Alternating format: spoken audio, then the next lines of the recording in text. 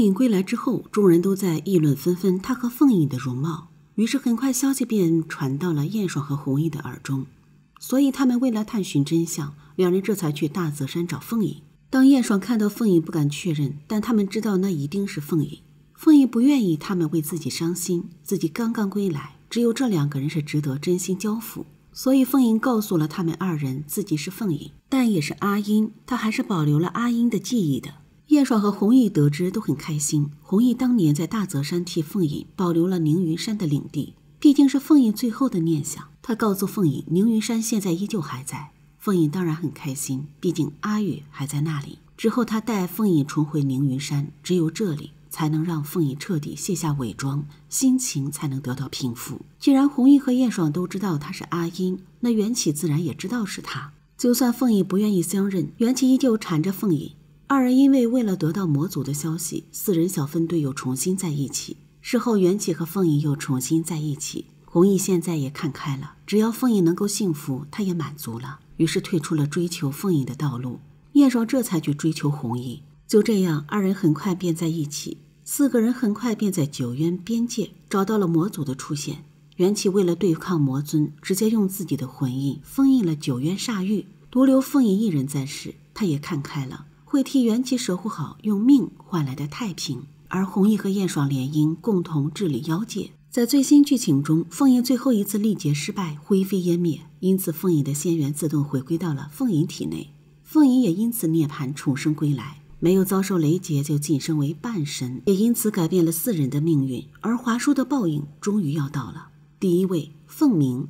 在剧中，凤鸣一直觊觎凤凰这个位置，然而凤鸣虽然优秀，但终究不是血统高贵的火凤，所以为了当上凤凰而不择手段，勾结魔族阻止凤影降生。古镜的闯入导致凤影仙元散尽，凤鸣又跟魔族狼狈为奸，阻止凤影重生。然而最讽刺的是，凤鸣刚要坐上凤凰的位置，凤影就涅槃重生归来。凤鸣更是极度的恨透凤影，怪凤影不该这个时候醒来。凤鸣这个梧桐岛的败类，以为自己能取代凤影成为凤凰。更可恶的是，凤鸣想要抓凤影的妹妹阿羽，可能是为了疗伤。凤鸣也因此露出马脚，缘起和弘毅最终会查到凤鸣的身上，所以等待凤鸣的将是凤凰凤影的审判。凤鸣本来是前途光明，可他非要觊觎凤凰之位，一步错步步错，而且伤害阿羽，凤影是最无法容忍的。凤鸣的野心最终断送了自己的前途和性命。第二位，华叔。在剧中，华叔刚要继位代天帝时，凤影就涅槃重生归来，就晋升为半神了。凤影的身份高贵，就永远压华叔一头，属于华叔的时代已经结束，凤影的时代到来。为了当上代天帝，就不用向凤凰行跪拜之礼了。凤影也绝不示弱，教华叔要懂得尊卑，一句话，一句将孔雀族赶出百鸟岛，就吓得华叔俯首跪拜，真的太解气。华叔不能对付身份高贵的凤影，就拿他的妹妹阿羽出气，伤害阿羽。华叔这是触犯了凤影的逆鳞。凤影甩手一巴掌，将华叔重伤在地。不管是如今的凤影，还是妹妹阿羽，不是华叔能得罪起的人。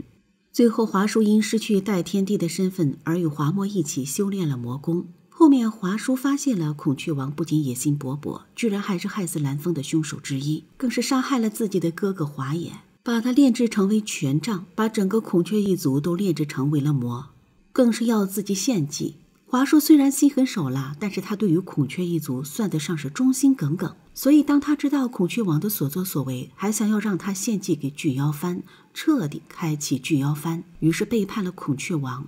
此时的他也是上神，加上巨妖幡在手，他直接开启巨妖幡攻击孔雀王，孔雀王连忙逃走，却被遮天伞给挡住了去路。随后华叔以巨妖幡攻向华墨，孔雀王华墨顿时在这神器之下血肉化泥，魂飞魄散，将其收入巨妖幡，自己则化为幡灵，永远镇守华墨。第三位，阿羽。在剧中，虽然缘起毁了宁云山，但缘起还是让阿羽破壳而出，甚至化为人形。如今的水灵兽阿羽比曾经的凤影幸运，所有人都宠爱着阿羽，有缘起哥哥护着，又有身份尊贵的姐姐凤凰的庇护，阿羽的结局也会很圆满。